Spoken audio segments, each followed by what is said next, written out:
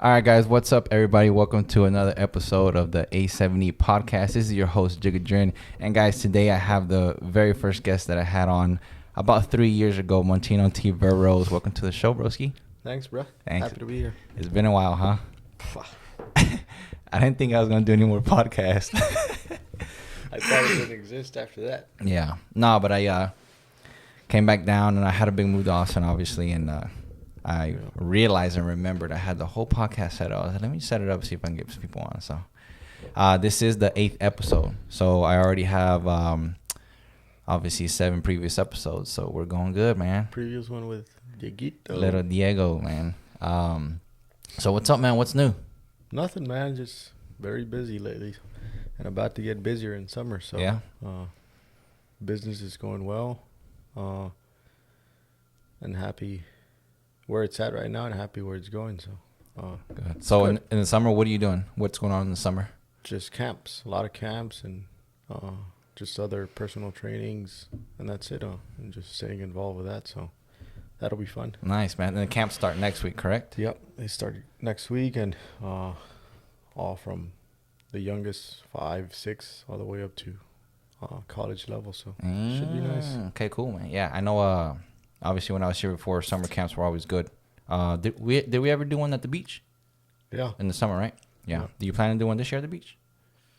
You probably don't have a schedule though, right? No, probably late July or so, but not. I don't have anything planned for that. But Okay. everybody asked about that one because I mean, it's fun. that was fun. It was fun. I know. I went to the beach. I think it was 2 weeks ago to fish with Manny and Gabriel, Yeah. and we passed by the spot where we're. Training. Yeah. So it was pretty cool. Yeah, it's fun. Yeah, it's definitely it's a good environment to train in because at the same time that you're working hard, obviously the environment's like relaxed. Yeah. It's And a nice view. Yeah, I think it's very beneficial, man. I think it's very underrated. Like even to most coaches in different sports, obviously that you can utilize for like speed training or whatever. I think it's beach training and sand training is very underrated. I think the beach perspective takes away the part of how hard it actually is. Exactly. And that's what it's fun from my perspective. So Yeah, I think while you're training that hard and you're sweating and whatnot, knowing that 30 minutes, 45 minutes, whatever, whenever we're done, we can jump right in the water. Yeah, so. yeah, but maybe that's for sure on my mind, but we'll see how it goes. Good, man. So we got camps this summer. So what else? What are your plans for the near future for the spot here in RGV?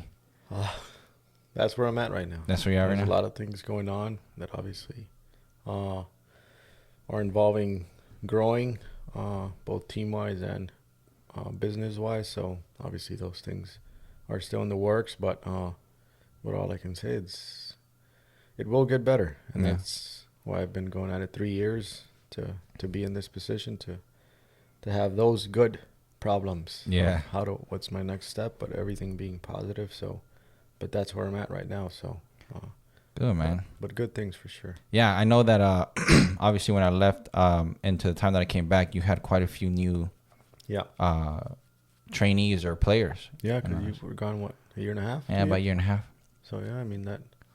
Yeah. And we stood, when you left the field, the place where I'm at? No, absolutely not. No. Yeah, that's fine. Not even close. And that place has grown a lot. So yeah, so you extended kind of a field in the back turf, man. It's crazy setup, and I don't say it for nothing, but it's a perfect setup, especially for someone who offers those services, man. Like it's crazy. Yeah, it's fun.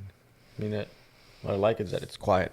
Yeah, it's secluded from everything, and just go in there and train, and that's it. And it's like in a neighborhood, right? Yeah, there's houses around it. It's like commercial, but it's like in a neighborhood.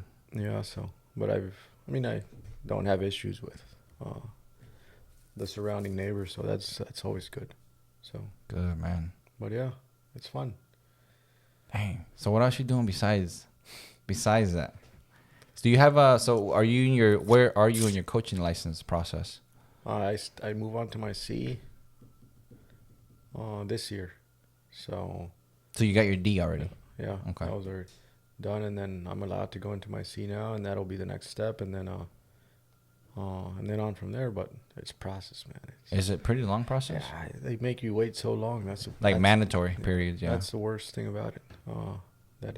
They make you wait so long, a year, and then it only goes longer and longer to go into the next one. So I think for the next one is 18 months that you have to wait. Wow. So that's the tough part. Makes sense, though. It does, but, I mean... Like, you would knock it out if they didn't make you wait that long. I would try to get it done as quickly as I can because, I mean, that makes it or breaks it in some situations. Mm-hmm. So that's true. So, yeah. But that is the plan. I mean, obviously... The way for pro licenses too, which I've been looking into, and with the borders being closed right now, it's tough. So the border, the borders to travel, because I would like.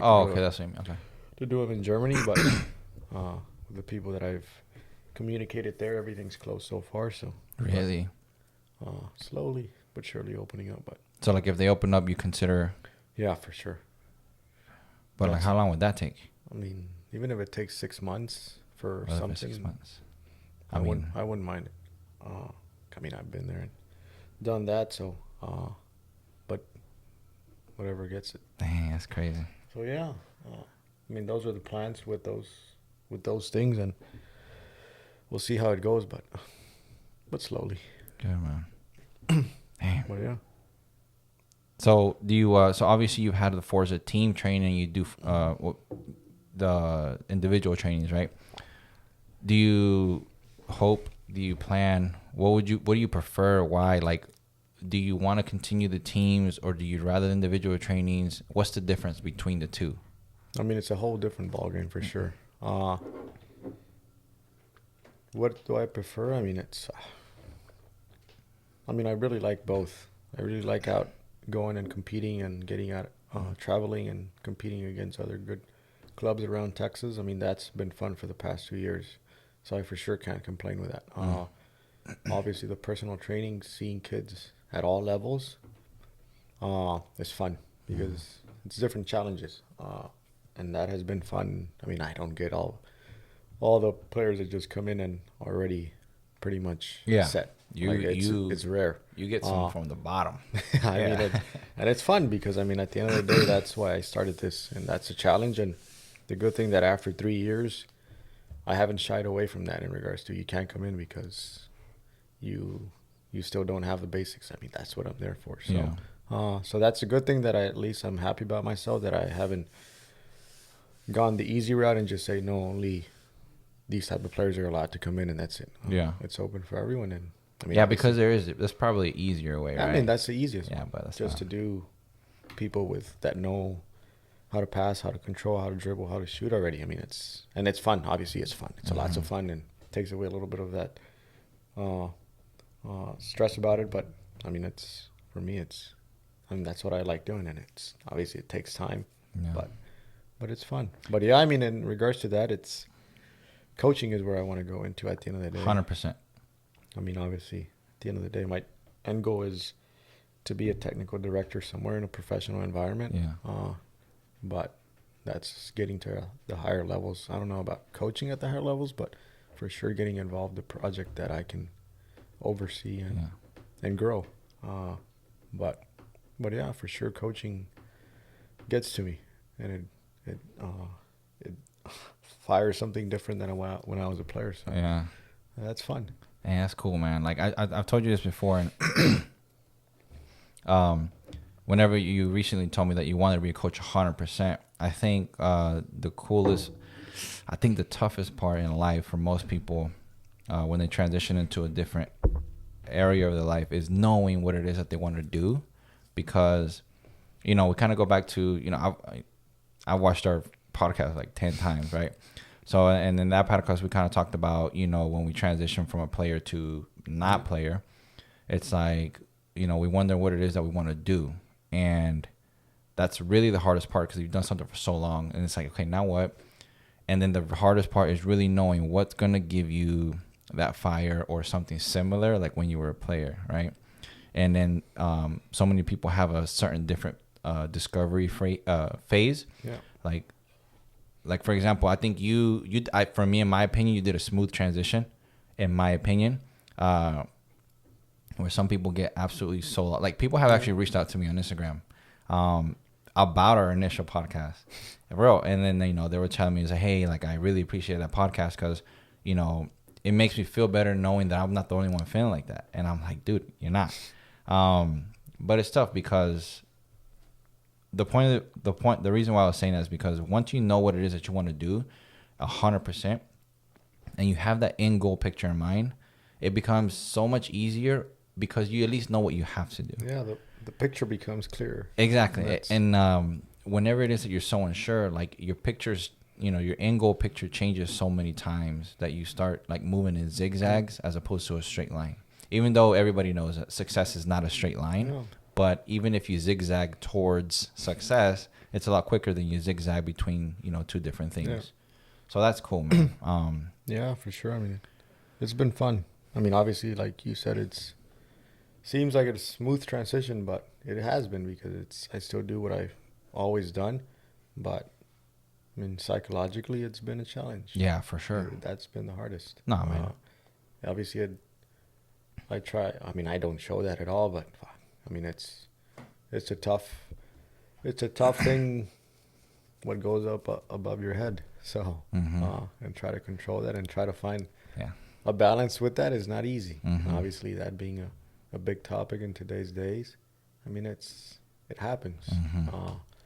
So, but obviously having the support around you and all of that, I mean, that makes a huge difference. And I mean, obviously that's one of the big pillars, I guess, from what I try to do is offer that type of support because I know how that game or that side of the game plays with you. And it's tough going at it alone. Yeah.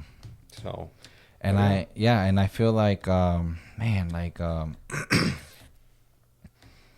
feel like there's so many players right now, obviously with very similar ambitions and dreams and goals, right? And I really doubt that any of them have been prepared or are preparing or have even considered what it's going to feel like if they just stop being a player.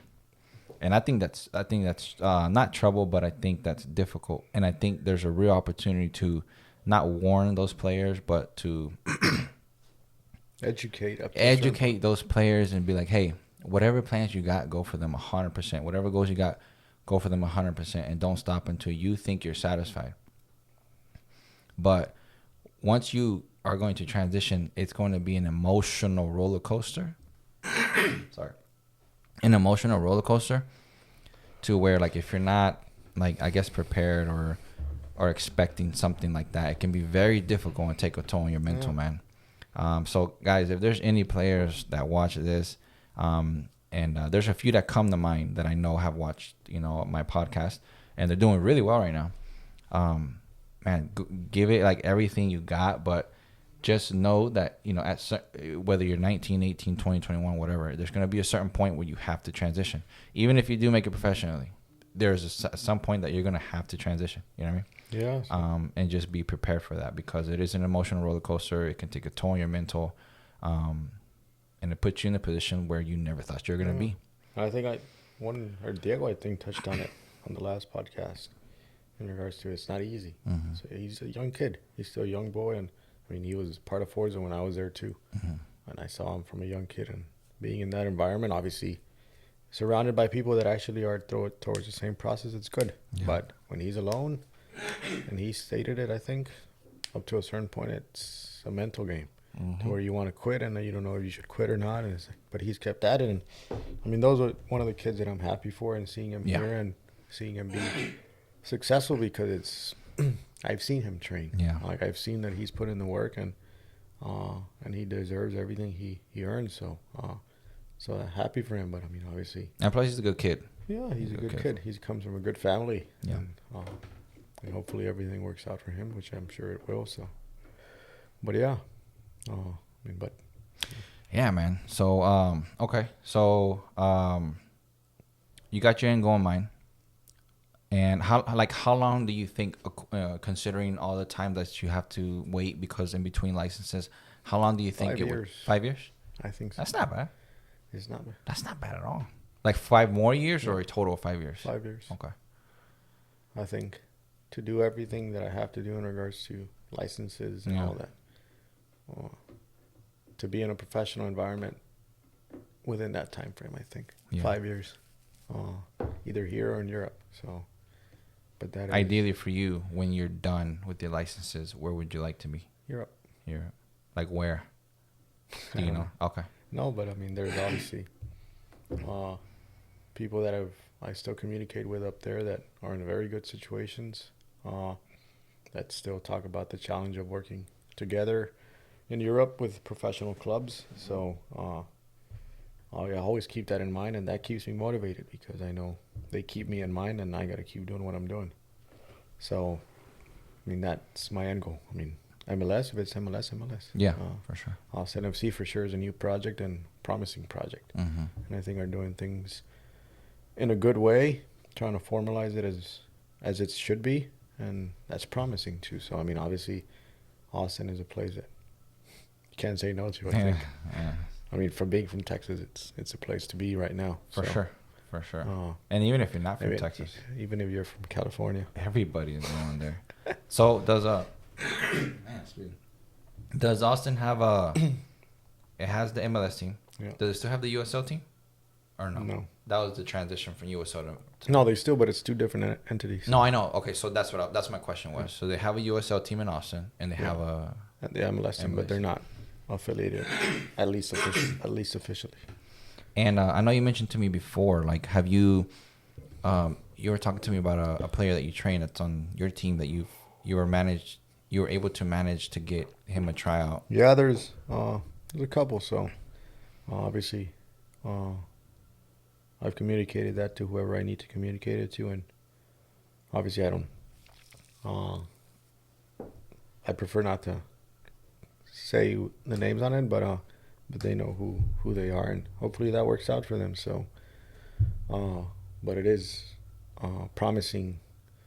It is very promising, and if that opens up, then it opens up a lot of doors for my business too, in regards to, hey, I have that pathway that I can offer up to a certain point, knowing that they've already taken one of ours, then that would be perfect. But at the end of the day, it's a political game up to a certain point. Yeah, you have to know how to maneuver through it. So, but you gotta stay open to everything. Yes, for sure. So what is it? So what would you say? What is your goal? What is your highest priority when you get a new player?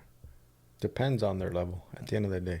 I mean, on a team perspective, it's, for say, the team that I have now, it's pump out as many kids as I can in regards to opening up doors. Mm-hmm. Like I said to everyone when I first got the team, or my team 2 years ago, I'm not here to keep them forever. My process with them is 2-3 years, and then they've got to, I mean, hopefully by that time, which we're getting to that time, things start to open up, which they have. Because that's the vision that I had in regards to it. I know I can get that going if I get things going how I think they're supposed to go in. Thank God a lot of those things have worked out, obviously taking longer in some situations, but I think right now I can look back and say, hey, like, I asked this person, I asked this club if they can open up doors for this person or this person. They're very open to it. But that has taken, for sure, some time to get that going.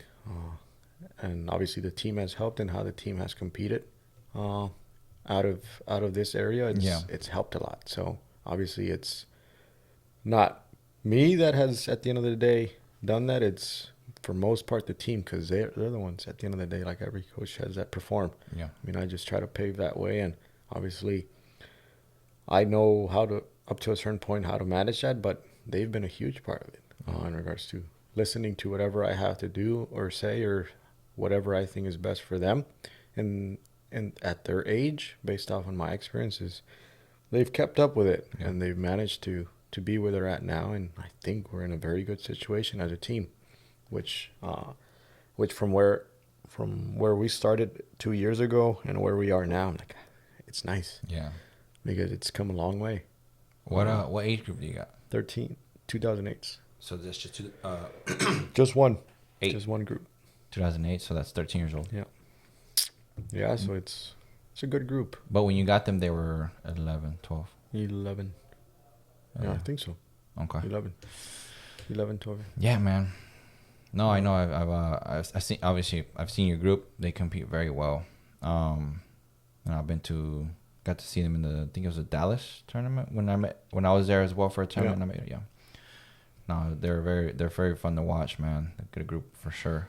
So, okay. So how is it that you're able to, like, maneuver, let's say, into those areas where you're able to contact, someone from a Austin team and be like, hey, would you consider, like, how do you get to that point?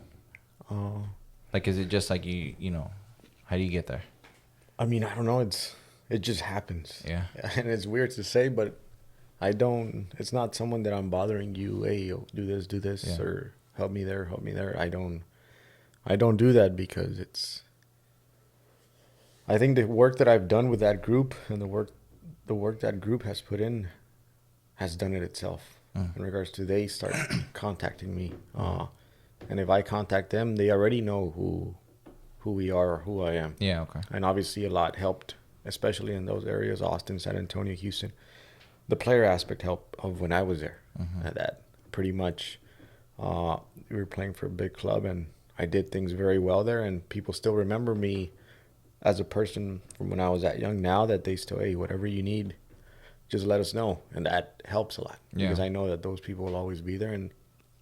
But that has to do a lot with the type of human being that I was at that point too, and knowing that they knew that I was a pretty serious person in regards to someone that would stay committed to whatever, whenever I needed something in the future, whatever. And it's that the future is now, that they still open up and talk to me like if I was still a player, and that's fun.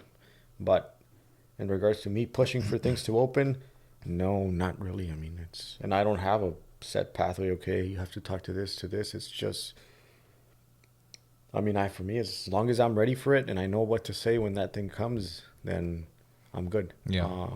And that's how I've tried to prepare myself for those situations in regards to just knowing that if this happens, okay, this is what you want to say or want to do, then, and that's how I approach it. I don't do it in regards to, hey, I talk to you and open up this because this is me or that's that. No, I mean, it happens naturally. So it's pretty smooth for the most part. It has been pretty smooth. Yeah. It's not so much where you're like you mentioned, quote unquote, you're like bothering someone to, like, you're annoying someone to be like, hey, look, Yeah. No. I mean, that's cool. Sure. Those are the best ones. Yeah. I mean, I try not to be that person because I wouldn't like for people to do the same with me. And I say, keep bothering and say, hey, just let it happen if it has to happen, and that's it. Yeah. Just keep working. But so would you say that a big part of it, like you mentioned, had to do with, let's say, how you were or what you did when you were younger? Yeah. Cool. For the most part. Like, how like do you think? What? Like the age where you think 13, where it started to make an impact. Yeah. Okay. 13. I mean, look. I mean, 13 all the way till 26. 26 and a half there. So. That's crazy. I mean, and I think we talked about that 3 years ago, where yes, I was a player, but I always tried to leave a huge part of me being a human being with whoever I was in regards to, hey, I'm not just this player that's doing this good or whatever. It's like I always tried to establish myself as a human being. Like I'm outside of that, I am a very, I think, humble person and just to myself, and I do try to do things correctly outside of just playing. And I think that is what catches the eye at the end of the day in many people that I've still keep in touch with in regards to, hey, I mean, the fact is that other side was still very, or human-like in regards to, hey, there's nothing special about this person, or he doesn't try to be someone special about what or how, depending on how he's doing. Yeah. Good or bad is like, it stays the same. And I guess that for sure has done it all. Yeah. And that has to be for sure and comes with my family. In regards to that has always been one of the biggest pillars in regards to, hey, don't care who you are, don't ever come out of, or don't ever leave your feet leave the ground. Yeah, for sure. No matter what. It's always been there because they've always been very hard with me in that aspect in regards to that's never going to happen, and that as long as you're under my watch, that will never happen. And I mean, there's been situations where I was at very good positions playing wise, and then I started to. I mean, everybody was around me and stuff, and I would start to do things that they need to do. And first person I would hear from is my parents, and I mean, always obviously from a distance, but I would take it as if they were right next to me. Course, and yeah. hey, don't step out of that line, or you're done. Yeah. So that always kept me on check, and up to the day. I mean, I'm 29 now, but still keeps me on check. Yeah. But because that's just who we are, and who I am as a person, and the family that I have behind me. So. Yeah. So that's good.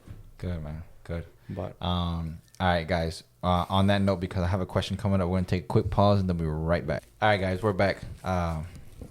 So I have a quick question. Did you realize that at that age, like 13, 14, whatever, that you were making that type of impact? Did you know that later on it would be, for lack of better words, useful, or that it would come back into your life circle, that it would basically allow you to reap certain benefits? Did you know that, or were you just being you at that point? I don't know. I mean, it was, I think, just natural also. The rest of that was just me. But also had to do with a lot of feedback from my parents in regards to, hey, do this now, and or try to go at it this way, and just do whatever you have to do without hurting anyone. And because at the end of the day, you never know when you're going to need them again, or when you're going to need something of them, or when they're going to need something of you. And not in a way of taking advantage, but hey, don't close any doors just because someone says things personal now, and maybe in a couple of years they'll realize, and hey, I made a mistake and that's it. But I tried to be conscious of that always, in regards to always talking to adults at that age. Yeah. I always try to be conscious of, hey, this is an open door, wherever it comes from, and it comes from this person or whatever. Like, it's always an open door. Whoever you talk to, that's how I always thought. Yeah. You never know what door can open up with this person, and that's why I always try to be, or to have cordial communication with everybody. Yeah. You know, say, I think that's very important, man. I think most kids don't realize that. I mean, the only thing that helped me was, I mean, obviously my parents brought me up to be respectful towards, people order me and whatnot, but like everybody. So for me, it wasn't a problem. It's like, I'm, completely respectful. But that also came back to me later on in my life that allowed me to reap certain benefits. But it's basically a heads up for any kids who watch this podcast, because I know some of my players I had in Austin, I know they follow me. And I've told this to them in training as well. It's like, guys, like, I know maybe right now for you at this age that you are, you're having fun and you're having a great time. Completely fine. There's nothing wrong with that. But you have to understand that the people who observe you now, they will remember you like when you grow up. Like, they will remember you, whether that be for a bad reason or a good reason. So like, whether you like it or not, the impression that you're leaving right now as a 13-year-old, 14-year-old, 15-year-old, it's going to stick with you, man. Like, and it's going to stick with you for the rest of your life. It's like, I mean, I know all the kids that I trained. I had 2 teams, and honestly, I tell this to everybody in the club. Like, I was honestly very lucky with the 2 groups that I had. But later on in life, I'll be able to look at them, right? And I'll be able to communicate with them in a certain way, depending on the impressions that they gave me back then, right? Yeah. Not saying that they're going to be the same person. I'm not saying that. But I will remember who they were at that age, right? So, man, like, and that's not even only for kids, but it's important to know that you do leave an impression wherever you go. And those impressions can either bite you in the butt, or they can really open up a door for you, man.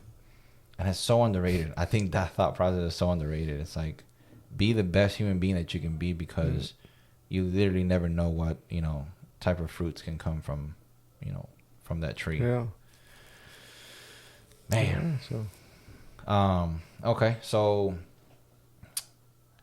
you were able to obviously, get into situations where you might be able to help certain players here, go into the Austin pathway.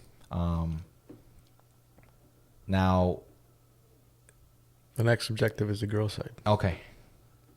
For the club. Help the girl side. Open up doors for the girl side. But with or without a team? I don't know.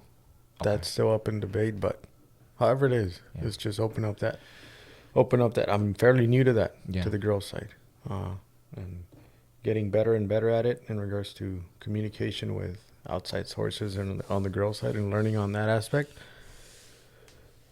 But that's my next big Yeah. objective in regards to how can I facilitate the transition from through age groups from club to college Yeah. and from college to pro level for whoever's interested in that. Obviously, the girls' game is changing a lot and evolving pretty quick in a good way. So yeah, I mean, in regards to that, I mean, just to touch that point, that's my next big, That sounds like it's going to be interesting. big thing that I want to get Like a project. going. Yes, big project within the same business. I mean, obviously, still doing what I'm doing with the boys' side, but how can I do it on the other side? Yeah. I mean, obviously, and it's not all me. If I can bring in people that can help me facilitate that, then I am more than open to that. So I mean, it's because I'm getting to that point where I have to, in quotation marks, delegate things to different people and keep a focus and the bigger picture at the end of the day. Yes. So. No, man, I completely agree. So, do you still have any connections with the schools that you played for? Yeah. Okay. I mean, and those are the first ones that I go to. Yeah, obviously. For sure. And those are the ones that help me. Okay, you need to contact this person on this other school or this other school or this other school. I mean, that's why.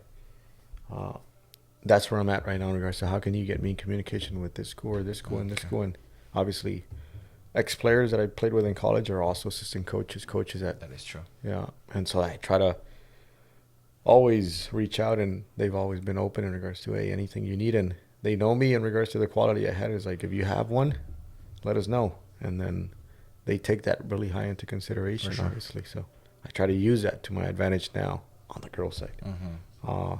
And that's where I'm at right now. So 'cause I think it's very interesting, and there's lots of potential for that in the valley. Exactly. And I honestly, I wasn't aware of that until... And I wasn't either. Yeah, I'll be honest. Until, I mean, a few of the girls that came in to train and I saw the quality, I was like, I was actually I'm still pretty impressed. I mean, just yesterday we had a session for the girls. It was 6 of them. And honestly, with the youngest one, how old is, what's the... I think I was 14. 14? No, I'm not mistaken, 14 or 15. I mean, but even at that level, even at that age, her level. I mean, obviously she's been training with you she's been a while. 3 years. I don't, but it's been a while. It's been a while. She's been very consistent, and man, the improvement that she has made is crazy. Like, dude, I got back and I saw her attitude was different, like her demeanor, her confidence, and obviously my biggest tell, like I told you yesterday, was her right foot. It's like, before it was like no right foot. Now it's like, I'll do it with confidence, and if I mess up, I'll keep going. And then she was able to play with the 5 other girls that were older than her, let's say 2 years, 3 years maybe. She kept the speed of play up, man, and she's competitive. She looked really good on the ball. Yeah, so I mean, for me, that's good. I mean, obviously, that's one of the players that has been there from close to where I started, where we started, and there's a couple other ones that are still there that you would also say, hey, how much this person has grown. And both on the boys and girls side, but on the girls side, it's impressive for me. I mean, it's... So I have a question. Is there a difference in boys and girls when they train with you? Yes. What's the difference? Because these things have to come out. Yeah. Just for, obviously. I don't know. I think just... That's why I say the girls' side is something right now very motivating for me, because I see the concentration levels, and that for me says a lot in regards to there are much limited options for the girls' side in regards to overall athlete or soccer athlete, in regards to college pros. There's a very limited pathway to the girls' side. You do college pro, and it's not as great right now in regards to the financial situation. So I think they know that. They know how Uh, I mean, it's how thin that line is of I need to do this at 100%, or I don't get many chances, especially being from an area that you're in. And I think they see that because a lot of them play outside of the valley that I train. And they gotten to see that over the past year, 2 years that they've been out, and they see how much other girls or how good other players are outside of here, and it's like, oh, like, yeah, it's different. And they react. Yes. And that's the fun part. For the boys' side, it's a little bit more general because there's more options, a lot more options. I think so. But for the girls' side, I mean, it's just that fact that there's very limited things that they can do, especially coming from this area in regards to the girls' side. I mean, I guess that. And just I don't know, just concentration levels are different, and that for me says a lot. Yeah, obviously there's boys that do that, but I would say, and that's not talking bad about any other side, but it's more inconsistent on the boys' side than it is on the girls' side. Yeah. And I don't know if that's normal or not, but in regards to the concentration levels, to where I think I can get an organized situation a lot quicker in the girls' side than on the boys' side. Obviously, that depends on the age groups and all of that, or their previous environments. But I think girls are a little bit more that's interesting. Let's sort this out. But I mean, both of them for me are very unique, both sides, boys and girls. But like I said, I'm fairly new to the girls' side too, and that's been going well on the girls' side, and the boys' side is where it's supposed to be and on the same pathway. But being around the girls' game a little bit more has caught my eye a little bit more because I was never involved in that side. Yeah. So that's why that one for me is solid. It's solid. But yeah, if there was a difference, I would say concentration levels. Yeah. But yeah. Yeah. Oh yeah, that's interesting, man. I didn't think about it until right now. I mean, I've never specifically trained a team of girls, or I mean, I've done individual trainings with girls, and I can kind of see that. Where I mean, I don't remember ever training a girl and having a problem with like her concentration and her lack of focus, I guess. Like, it's always been pretty consistent. But I've never trained a team of girls, so I'm not sure how that looks like. I mean, I've never. Yeah, exactly. So I don't know if it's a difference. That's a different ballgame, I think. So, all right. So let's talk about now. So obviously, our talk is a little bit like soccer specific, but I'm trying to bring out the difference. Like, what brings out the best of you as a coach when you're training? It can be a private training or a team training. Like, what kind of players, not saying do you need to have, but what kind of players is it that brings out the best of you as a coach? Or are you always the same coach in every training session? I try to be. Of course.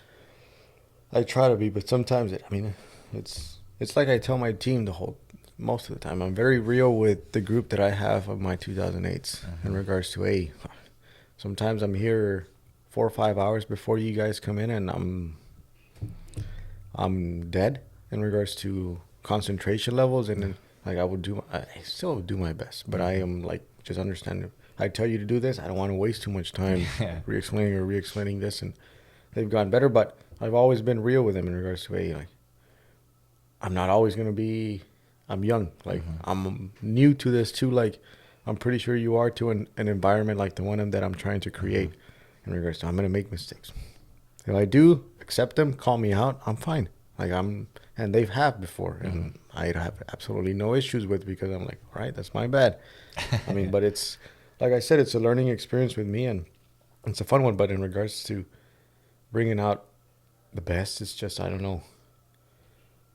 I mean, it's the best, as I don't know, it's a lot of it has to do with the parents. Yeah. How the parents are in regards to what is their intention of bringing their kid to training. Like, that says a lot in regards to the type of family that you come from. Not that it's going to change, because kid is still a kid and that's it. I mean, I'm going to try to do my best to prepare them as best as I can while they're with me. But I think especially the kids that have been around me now, is like, if I've known you for a while, but I knew your parents for a while, like, I know how they are as a family. Like, and that matter in regards to, I know their intentions for you of bringing you here, like they really want to get you going and open up doors for you, then that really is something different. Psychologically, it engages you in a different, at least from my perspective, in a different way in regards to, hey, like, these parents are really in it for boom. Like, they're really trying to get this kid out there. For sure. And not just be here and I don't have nothing else to do. Yeah. But I think that is a huge say-so in regards to, all right, this is going to be nice in regards to the intentions parents have behind bringing their kids to a specific training session. And that's why I always try to keep an open relationship with parents in regards to communicating with them, so that I can also have that feeling of, okay, well, how are they? How do they communicate with me in regards to what their intentions are with their kids, or what are they trying to get out of this and stuff like that? Because at the end of the day, I don't want to be wasting their time, and I don't want vice versa the same thing for me just to be out there. Of course. But yeah, I mean, I think that I think gets to me a lot. The first impression in regards to all that, and like, if I know you and like that, like I said, it's that engages me in a different way. And obviously the levels of the kids, the older they get, I'm not saying that the younger ones know, but obviously the quality brings something with it when you know that person has quality. Yeah. And engages you immediately in regards to. It's a different type of fire. But yeah, I mean, but I try to be as consistent as I can with everyone. And that, I think, that for me is why I started this. And it for sure sometimes energy-wise gets me. Yeah. Because I'm like, I'm toasted. Yeah. And I probably can do 4 or 5 sessions in a row. But after that, I don't want anything to do with, because I try to, boom, I'm there. Like, I'm there for you, and I'm there for you, and that's it. And just that part. But I think that would be the part that I think would say, gets me going, and this is it. Yeah. No, man, for sure. I know running sessions, even at an hour and a half, with your total concentration, your total energy, man, back to back for 4 or 5 hours, like, you're a human being. Yeah, that's what I mean. Yeah, I mean, it's basically you gotta grind it out as a coach. But I definitely think there could be room for improvement in regards to scheduling, to where, you know what I mean. Maybe not even you don't need 2 hours in between sessions. Maybe like 30 minutes or 45 minutes. You're chilling, regain your strength, regain your focus, eat, drink something, whatever, and then go back at it. Now, some things that I've seen as a coach, with personal trainings, and in the club that I was at in Austin, and even at the high school level, because I've coached high school varsity, is I sometimes feel like there's certain parents and players that are not on the same page with their child's goal. And what I mean by that is, like you just mentioned, there's parents out there who really want something specific for their kid, but I wonder if they are aware that their kids do or don't want the same thing. And because they want something for the kids so specific, like they want them to be this or do this, and sometimes their kids don't want the same thing, and they keep expecting something out of their kid, but the kid's not responding because he simply doesn't want the same thing. So I wonder, do you see any of that ever? Yeah, and I do quite a bit. But that's why I say the open communication that I try to have with parents and players. In regards to, I try to get that conversation going between that player and that parent in regards to, together, hey, what's your end goal? Okay, what's your end goal for her? And if it's not on the same page, I try to be that person of confidence for the players and establish that pretty quickly so they can open up on that perspective in regards to, hey, like, if it's not what you want to do, speak up. Yeah. Like, I'm going to go for you, because at the end of the day, I don't want to be here training you and your end goal is not to get better or get to this get to this goal or whatever, get to this club, get to this college. Like, if that's not your end goal, then it's tough. And you got to tell them. And I mean, if they need help in regards to communicating, I try to be that, right? I'll talk to them. Yeah. And then try to get them to understand your perspective too, because like I said, the personal experience as a player helped a lot. And I've seen players that have gone through a bad situation on that area. So yeah, I mean, it's, I do see it a lot. And sometimes I tell the parents, keep pushing. Because sometimes it's their kids are in that transition of they don't know what to do. I agree. And it's not that they don't want to do it. They need that push. Exactly. Or that consistent hit in the back of the head. Hey, keep going at it. It's like, it's only a matter of time before you realize the potential that you have to actually pursue what I'm trying to not make you, but open up for you. Yeah. And sometimes that's just it is. That's just the way it is. Sometimes people need to be insisted on in regards, hey, boom, boom, keep going at it, because they don't see it. Yeah. And it's the same thing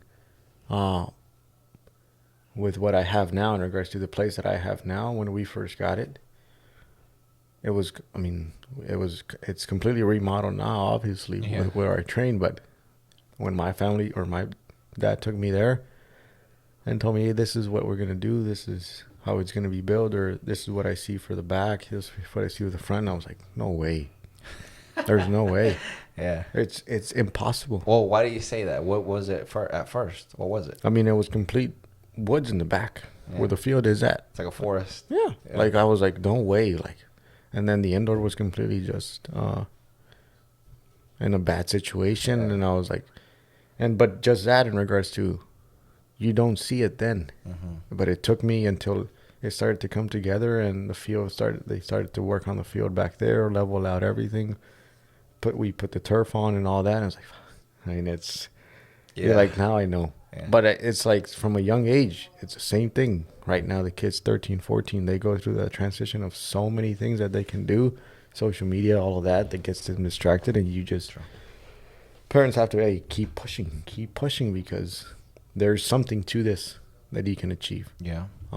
So that's why I think sometimes I tell the parents, don't stop pushing. And I won't stop pushing either, because I see something. All right, I feel like there can be something if she keeps on going. But I also know and have a feeling for, hey, I don't think there's something here. So there's no need to. And are you able to communicate that as well?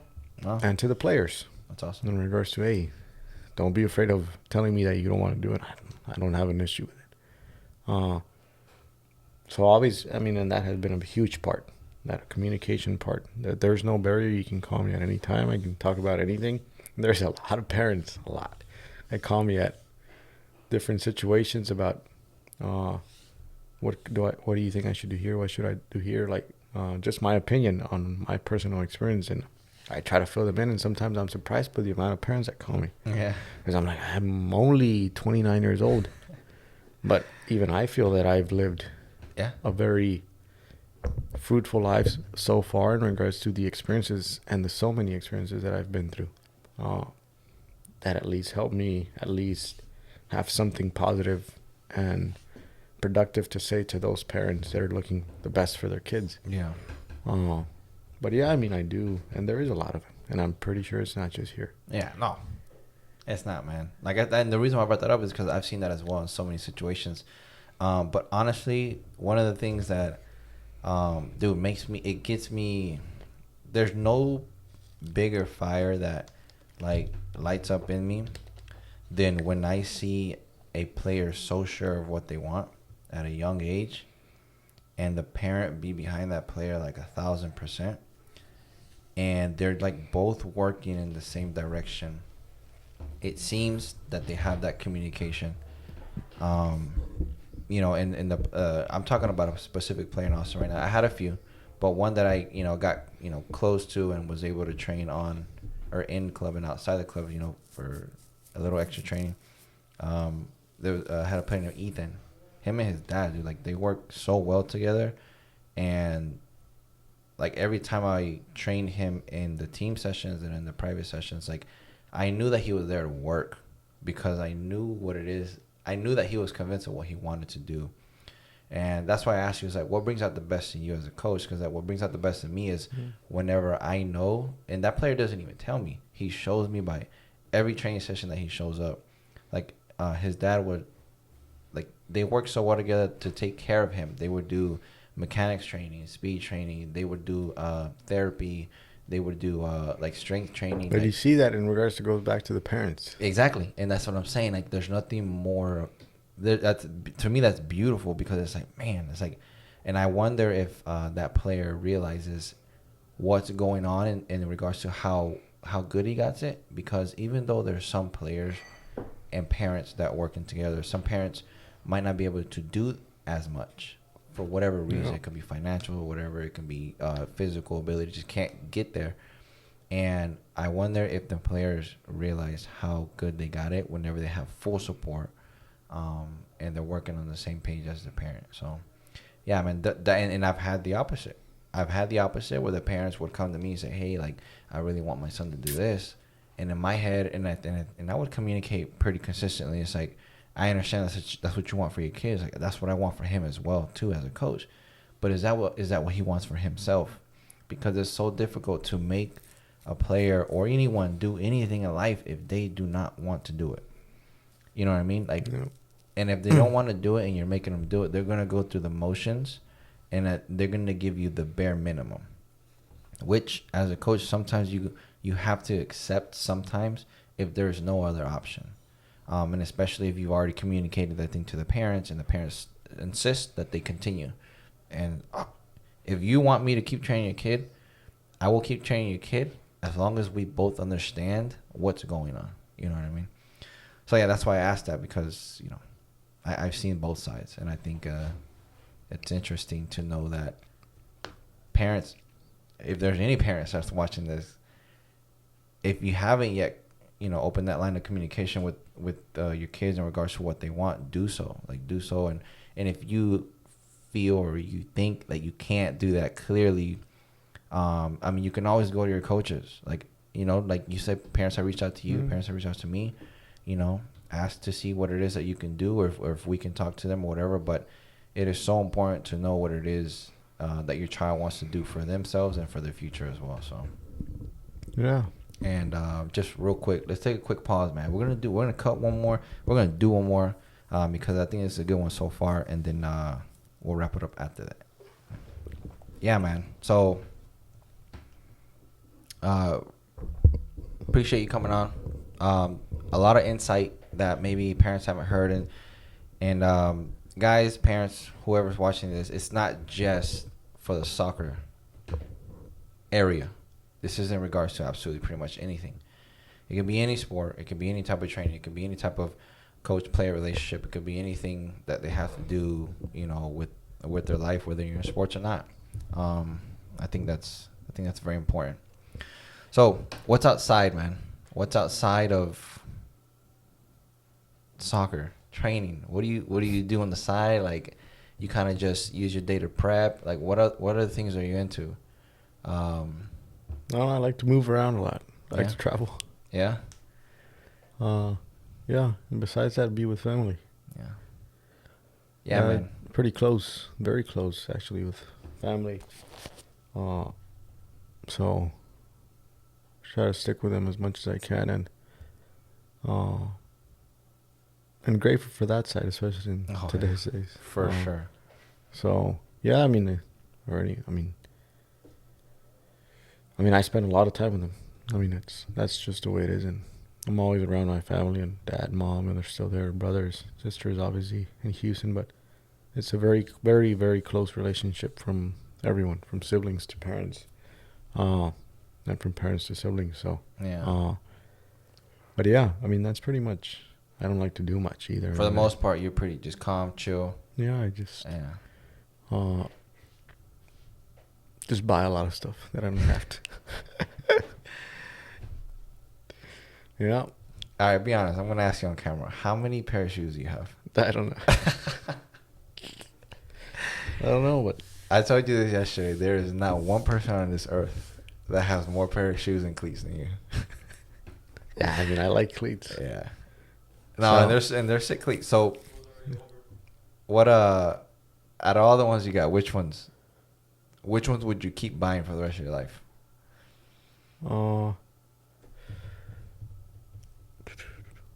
The Adipures, probably. Really? Tony Cruz. Yeah. Adipures, which I still have and can't beat comfort. Yeah. No, they're nice. I had a 1 year, but Yeah. Adidas never. Yeah, those for sure. Adidas was always my cleat. I Yeah. mean, obviously, I buy Nike now just because I think it's gotten better in regards to the comfortableness. Yeah. But Adidas is perfect. Mm. And are you still playing? Like, do you still play? Sometimes. Yeah. I mean, they invite me a lot, but I don't know. It's just hard to get into that competitive mode just to play. Yeah. It's tough. I mean, we've talked about it before. It's Yeah. to where it's hard for me to get in that zone. Okay, I have to go 100% because I know I don't have to. Mm-hmm. So hey, that's true. That's why for me it's like if I'm not gonna go at it in regards to compete against or compete hard, then I prefer to stay home and just chill. Yeah. But now, I mean, I'm starting to get by that phase and just let me just go have some fun with friends. So I'm getting to that phase, and I mean, obviously now we play on Tuesdays here and there with friends, and I mean, obviously you're there, and it's fun. I mean, you see a lot of other people that have been around for a while, and you get to speak to them and stuff. I mean, it's fun because it distracts you. Yeah. But I'm getting there. Yeah. But I mean, obviously, I say no. It's different. It's different. I know. I've been through that phase as well, and the reason why I play still mad is because it's not so much for the 100%, grit attitude. Like you gotta win. It's the opportunity that something might happen during that game that makes me feel really good. Like whether it be that I do something or I see something like a good play, and I'm just like, wow. Like those little things, honestly, those are the things that like make me happy. So I'm like, I'm willing to play. Obviously, I don't play as much because, man, like, first of all, I'm not fit. Second of all, like, if I push my body a little bit too much, I might pull something. I don't want to be limping around everywhere. But, I play because even, there might be an opportunity that something happens that makes it feel really good. Like, because I hate to say it because I've tried to be like, you know what? I'm going to try and maneuver through life without playing, even if it's just for fun. But I can't. Like, I have to play a little bit, or like I'll go into a very sad depression situation. So the reason why I play is because, first of all, so I don't get depressed, and then like I have the opportunity that when I'm done with that game, I come out feeling like ecstatic, like I feel great, and it really does affect me. And like everybody close to me, like my fiance or my parents, they know that, and I hate it because it's like I hate that thing, like playing or not playing really does affect my daily life, But that's why I play. Yeah. So, I mean, I'm getting there. Yeah. So let me ask you something. What do you think as yourself as a person? Like, what do you think some things that it doesn't even have to be, man. Like in training, it can just be in your daily life, like with your relationships with family, your friends, whatever. What do you think is important to you, like as a person? Like, is there anything that you think is very important to you in your daily life? I gotta laugh a lot. Yeah, laugh a lot. Why? I don't know. It changes your brain functions a different way. Yeah. So I gotta be around people that we talked about it. Not go through life, not caring, but living. Mm-hmm. I say, if it happens, it happens. If it doesn't happen, if I spend here, but I know I'll be okay. Mm-hmm. Like, I mean, not in a bad way, but just in regards to, obviously, not also in the fact that, I don't care anyways. I have this or this, I don't care. Like, not in that way, but in a way of like, you don't care, but in a controlled environment. In regards to, what you're doing, but it's like, More of a confidence situation. In regards to, but yeah, I mean, in regards to, I like to be around an environment where I know these people or this person or that person or this group of people are here to have fun. Yeah. Yeah, I mean, I'd say I laugh a lot during the day, and I try to find situations where I can do that. Mm-hmm. I try to put myself in situations where I can do that. But as a person, I would say that that I not that I need to, but that I try to surround myself with in regards to how can I make this person laugh, and then the same way I do Feel better. Yeah, and because I mean, I feel like it brings a different different vibe within you. Yeah. And that's just how it is. I mean, I like to joke around a lot. I like to mess around a lot. I mean, but obviously, yeah, I mean, and even in my family, they know I'm the person that they can go at. I mean, they go at me, but in a fun way. I mean, I know, and it gets everyone laughing and stuff like that, and that's fine. I mean, I don't have an issue with anything, and I rarely take things personal. Yeah. I mean, I don't think I've ever taken something, to be honest, personal, because I know, I mean, people say it because they're not in a good state, or that's just a person who it is. That's fine. I mean, I'm not gonna get everyone being on the same page as me. Like, I'm not trying to convince you to be on the same page as me. Like, you say something, say it. Like, yeah. I mean, it's not gonna affect me. Yeah.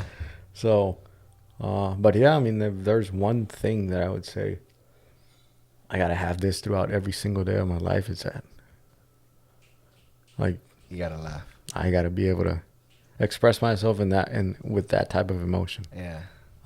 That's good.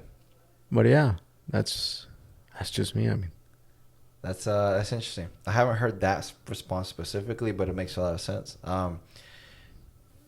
Because if you think about it, like, if you really just sit there and think about it, when do you feel the best? So when you're laughing and you're having a good time. It doesn't make sense. Like, you're not gonna, I feel like there's no way that you feel better when you're not laughing than when you are laughing. And I think that's very underrated. That's a very underrated statement. Because people do have control to put themselves in those situations, or look to be in those situations, or be that situation. And I really does think it does change your mood. Yeah. It triggers you in a different way. Yeah. And sometimes I might be going through a bad day, and I know I can call this person in regards to, and I know this person can start throwing out jokes. Yeah. And just to provoke that, because I know I can get that going and joke around a lot, but I know sometimes, let me call this person. I haven't called him in a while, but let me call him, and we can get just chatting and then provoke. Yes. Like, sometimes just provoke it, and that's what I do sometimes. I just, like, who can I go to in regards to? Let me see who can get. Maybe they need it too, and I don't even know it, and then it's like, let me just call them. Man, everybody needs a laugh. Yeah, everybody. But I mean, I don't say, like, I say, I don't take things seriously, but I mean, I try to. I mean, obviously, I'm a responsible person in that aspect, yeah, but I gotta include that. Yeah, that's a good point, man. Honestly, I mean, obviously, you know, we're very similar in that situation, but I never thought of it like that. It's like, it really, because I'm thinking about it now. I'm like, one thing about me is I really analyze a lot of things, and I don't like that about myself, but I do. I overanalyze a lot of things, but it's very true. I would rather much be laughing than not laughing in anything that I do in my life, you know? So it's like, wow. And I think that really can say a lot about the people that you have around you, you know, because yes, that's how you want to be. I mean, you know, it's like, I'm not saying I want the perfect environment, or how if I don't have this throughout my day, it's a bad day. No, but I mean, if I know if I remember some things, it's that throughout the day when I do it. When I don't know it, I mean, I don't even. I mean, it's not something that I'm thinking about consistently, but I notice it. Cool. But yeah, I think, as a human being, I think that's one thing that I would say that identifies me as a person. I like that. That's that. I like that, man. Good. So, all right, next week we got some camps coming up. Guys, if anybody watching, you're in the RGV area, or if you're outside the RGV area and you want to travel for some honestly quality soccer camps, man, like, I'm talking about some quality soccer camps where your kid will come out leaving with being a little bit better or with something new. Reach out to Coach Martin Ontiveros on Facebook, Martin Ontiveros. For the most part, everything is on social media. Yeah, and off my name. Yeah, off the name, and then they got the contact info there. or you just have any questions, like reach out to us. I'll work a couple of days or a couple of sessions. So, and we're always excited to have new people, because there's nothing more important to us than trying to reach those players that really need or want the help in getting better technically. And maybe thinking that, this might be an opportunity to open new doors, because, I mean, as Coach Martin said during the podcast, he really does strive for that. He really does strive to create opportunities for the players, both in the boys and, as he says, starting now for the girl side. And I think that's so important when you deal with trainers, because it's like, if they're just going to train and they're not going to help you push a little bit more, then that's fine. But if you can get, the same quality training with a trainer that's going to help you keep pushing, towards your goals, and I think that's very important. But Coach Martin, thank you for coming on again. No, I appreciate it, and anytime. And like I said, I'm always there to help, soccer-wise, not soccer-wise. Always feel free to reach me out. I'm a pretty open person, so yeah. Well, yeah. Good. So, guys, anything that has to do with anything, guys, if you have any questions, guys, comment below or just reach out to us personally on the social media. And I don't say this very often, guys, but if you can like and subscribe to the channel, that would honestly mean more to me than anything else would mean to you. And I'd be very grateful. Guys, this is your host, Jigga Dren, on the 8th episode of the A7E podcast. Thank you guys so much for watching. Until next time.